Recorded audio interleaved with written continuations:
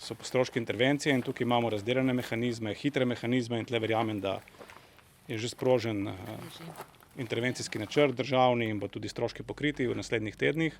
To, kar smo pa danes videli, je pa dejansko poškodovano ne samo pridelek, ampak najverjetneje tudi rastline in na tem področju so žal zaenkrat mehanizmi precej počasni.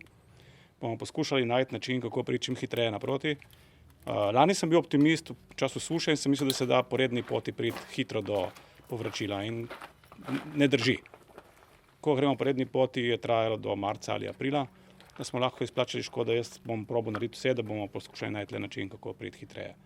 Nenazadnje gre tudi za precej, no rekel, da so izolirani primeri, precej jasno prizadete posamezne kmetije zaradi pasovnega načina škode, ko je nastajal, tako da mogoče bo to eden od kriterijev, ki bo pomagali, da lahko gremo hitreje naprej. Hvala lepa. In jaz vam želim